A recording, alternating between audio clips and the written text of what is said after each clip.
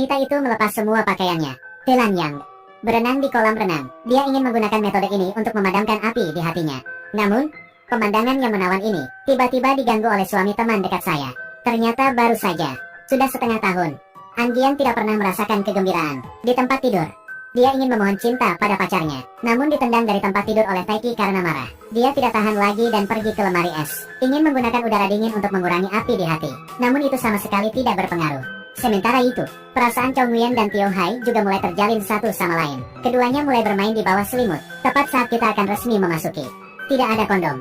Chong Nguyen ditendang oleh istri yang tidak ingin punya anak. Kehormatan pria itu rusak parah. Dengan sedih, Chong Nguyen mengenakan mantelnya dan berdiri. Pergi ke balkon untuk minum anggur dan menghirup udara. Tetapi tertarik oleh suara An Giang yang melompat ke dalam air. Melihat sahabat terbaik yang cantik di depan mataku, Chong Nguyen sudah tidak puas. Hampir tidak bisa mengalihkan pandangannya. Dua orang yang kesepian tiba-tiba bertemu mata.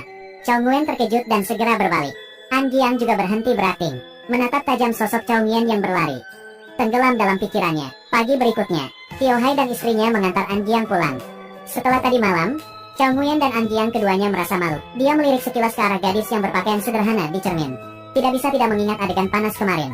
Setelah turun dari bus, semua orang dengan sopan mengucapkan selamat tinggal. An Giang menyadari pacarnya tidak bahagia, minta maaf, dan bujuk dia agar tidak marah. Namun Taiki tidak memperdulikannya. Kembali ke apartemen sewaan sendirian. Keesokan harinya, An Giang pulang kerja dan membeli banyak barang.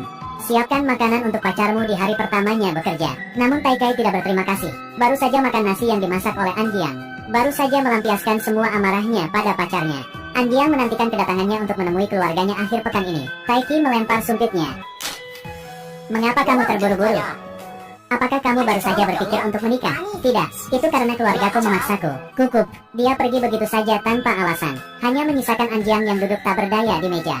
Setelah bekerja, Tio Hai pergi ke rumah suaminya untuk menjemput putrinya. Namun sang ayah mertua dengan serius memanggilnya ke samping. Katakan padanya untuk segera melahirkan seorang anak laki-laki. Datanglah untuk mewarisi harta keluarga Anda. Baru saja selesai berurusan dengan ayah mertua yang mendesak untuk punya anak. Ibu mertua memanggilnya ke kamar lagi. Mengkritiknya dengan sarkasme dingin. Baru saja memuji betapa kerasnya putranya bekerja. Hanya menyalahkan menantu perempuan karena tidak tahu bagaimana membagi beban keluarga. Sampai saudara iparnya turun tangan untuk menyelamatkannya. Tio Hai baru saja menemukan kesempatan untuk pergi. Sekembalinya ke rumah, Tio Hai mengeluh kepada suaminya. Chong Nguyen buru-buru menghibur istrinya yang marah. Namun Tio Hai menepis tangannya. Ibu saya baru saja bertemu dengan saya dan mengatakan kamu menipu saya agar menikah dengan kamu demi mendapatkan uang. Setiap kali aku melihat ayahku, dia memaksaku untuk punya cucu. Kita menikah sekarang. Aku benar-benar tidak tahan melihat mereka seperti itu. Setelah berkata demikian, dia dengan marah kembali ke kamar tidur, meninggalkan Chong Nguyen sendirian sambil mendesah. Sementara itu Taikai melompat ke bengkel mobil.